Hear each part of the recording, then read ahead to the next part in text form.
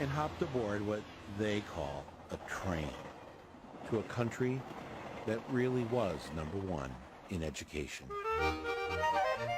Finland is ranked at or near the top of having the best educated students in the world, which left everyone wondering, really?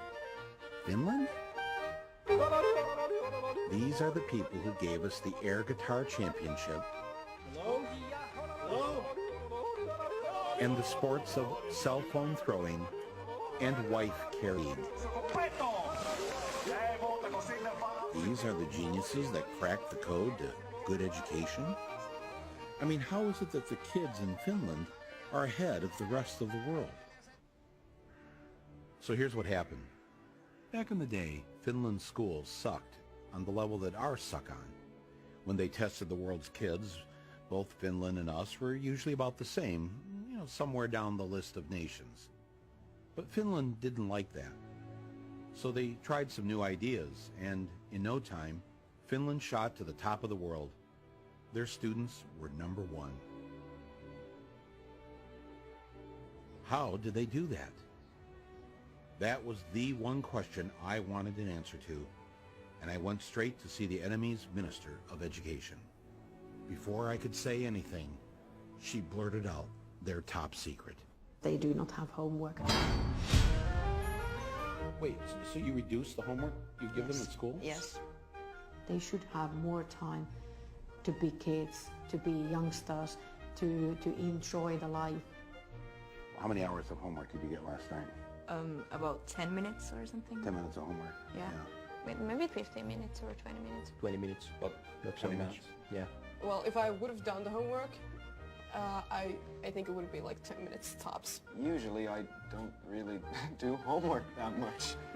The whole term homework is kind of obsolete, I think. In that way that... Your homework is obsolete? Yeah. In that way that these kids, they have a lot other things to do after school. Like what? Like being together, like being with a family, like doing sports, like playing music, like reading. So they have no homework. What if all they want to do is climb a tree? They could climb a tree, yeah. They can climb a tree, then they learn how to climb a tree. But they'll end up, while climbing the tree, probably finding out about different insects, and they can come to school next day telling me about what they found. Compared to the older kids, how many hours a day do the younger ones go to school? Mondays, 3 hours. Tuesdays, 4 hours. It varies. It's 20 hours a week. So they're, oh man. Now, does this 3 or 4 hours at school include the lunch hour? Yes. How are they learning anything? How are you getting anything done? Your brain has to relax every now and then. If you just constantly work, then you stop learning. And there's no use of doing that for a longer period of time.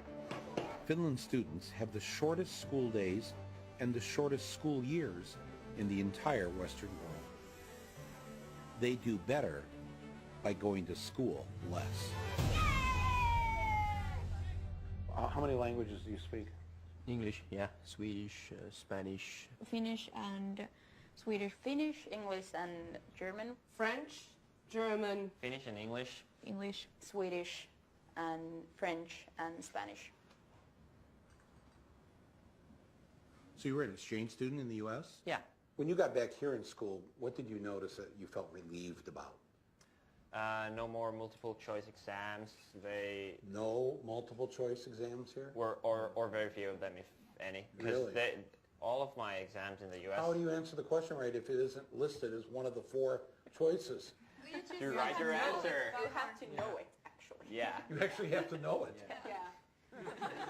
If there was one thing I heard over and over again from the Finns, it was that America should stop teaching to a standardized test. Get rid of those standardized tests. National testing. The standardized tests. Standardized testings. What you are teaching your students is to do well on those tests, and you're not really teaching them anything. No, we are teaching them. We're teaching them how to flunk a test, and then a bunch of schools fail the test, and those schools are turned into charter schools, and then somebody makes a lot of money.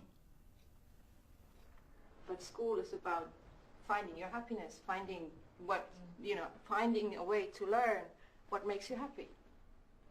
They figure now about 1/3 of the school time the students are in school is spent preparing for the standardized test. And so they've eliminated a lot of things that aren't on the test. So music is gone, art is gone, poetry is gone. Yeah, in many schools. Civics isn't even on the test. So now schools are dropping Really? civics. Yes. Civics, American civics. Okay. Unbelievable. We got rid of poetry. Really? Yeah. Yeah. Why? It's a waste of time. When are they ever going to learn? When are they ever going to speak as poets when they're adults? How does that help them get a job?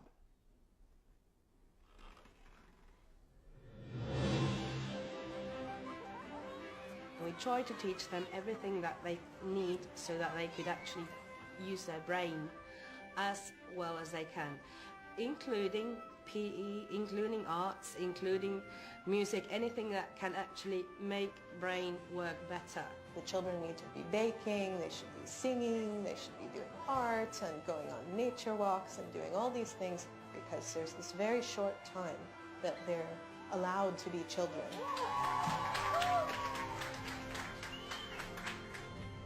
If you don't have standardized tests here in Finland, how do you know which schools are the best? And, you know, people need a list. The neighborhood school is the best school. It is not different than the school which can be, for example, situated in the town center, because all the schools in Finland, they are all equal.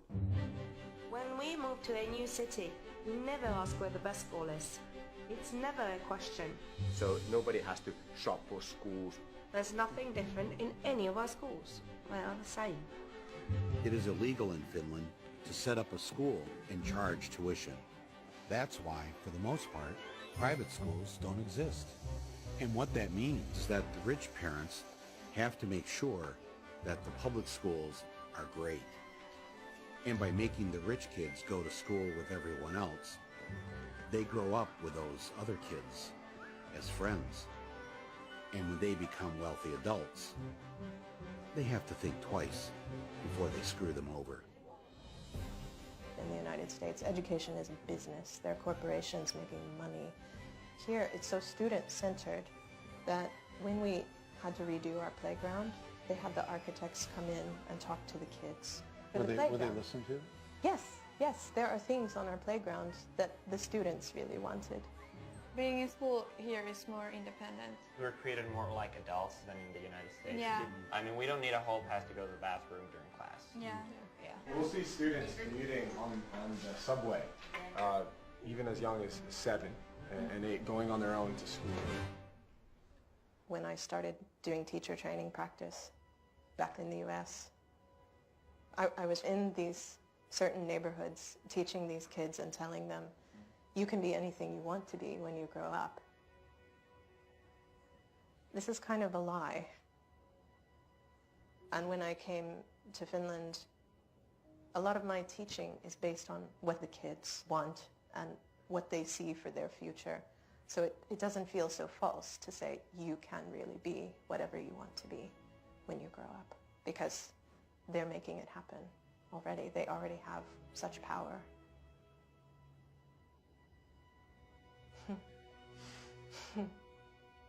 That's upsetting to think about that, that our kids don't have that. That's really beautiful. It's not that we have figured out something that nobody else has done in education. That's wrong. Many of these things that have made Finland perform well in education are initially American ideas. We try to teach them to think for themselves and to be critical to what they're learning. We try to teach them to be happy person, to be respect others and respect yourself. You're concerned with their happiness. Oh yeah. What the hell do you teach? I teach math.